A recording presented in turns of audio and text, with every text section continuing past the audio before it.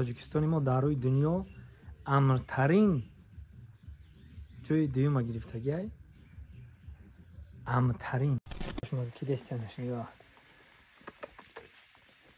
نویو به خیلی کچکتون میشه. نفرانی که در مسکو کار و فعالیت میکنن میخوان که گرانیتسا بگذارن، اینا شرکت مویدین برای گذاشتن گرانیتسا مرامت زنگ بزنین در خدمت شما. واقعی سربلند خانواده باشید مردم غریب.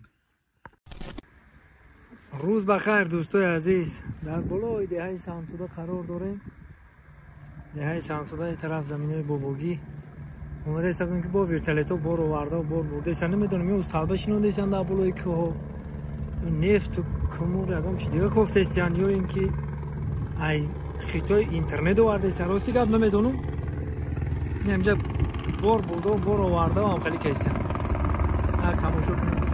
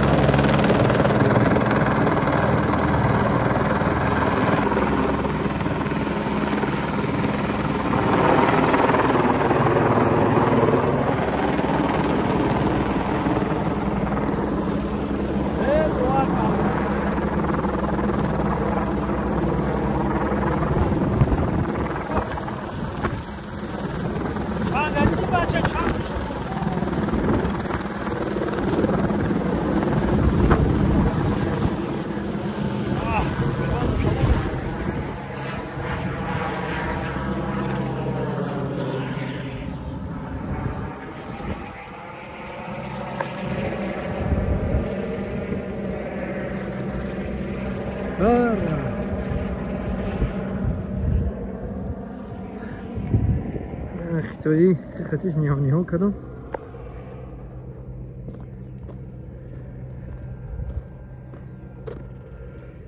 خیلی بالا ایده های سانتودا داریم اینا.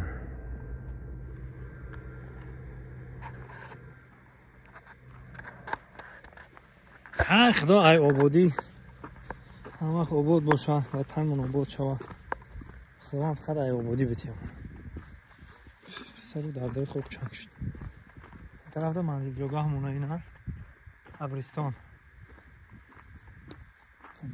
خداوند بزرگ که همه جمعه شو. الله اکبر. سلام علیکم علیکم سلام علیکم سلام علیکم عبرستان خیلی حرکت میکنیم و رفتن میگیریم. زنده و سربلند باشید.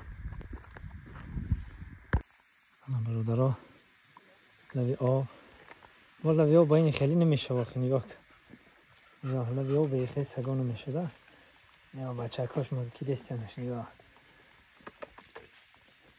لوی آب به خیلی کچکتونو میشه. چی گفتی دوستان؟ رفتی همین خبر را شنیدم گنده خرسندم. من خیلی خرسندم که تاجیکستان ما در روی دنیا امن‌ترین جای دوم گرفتگی امن‌ترین. باور میکنید برای ما همه آدمایی که در گشتیم در سیاحیم در مقصد من بیسو میگردم از سالی همین 2008 بگیم نه بگیم ما در گشتم تا با وجه بیسو میگردم همه بیسو دولت ها میرم. آدمایی که در سفران بیسو میفهمن این کارا دا وقتی که امنی این جای اول دم ایستاده همین امنی آدمی که در سفر باشی به حضور خو میری به حضور راه میگردی به حضور شهر رو تماشا میکنی. تاجیکستان عزیز ما جای دوم گرفت. همین خبر در اینترنت ها دیدم در یوتیوب و در اینستاگرام دیدم همه خیلی خرسند نشیدم که حلاوت بردم. باور کنید این امن که هست تمام ملت های دنیا میآیند در تاجیکستان ما میگردن گشت و گذار میکنن. خداوند بزرگ همه وقت در جای اول باشیم. تاجیکستان بازم به پیش.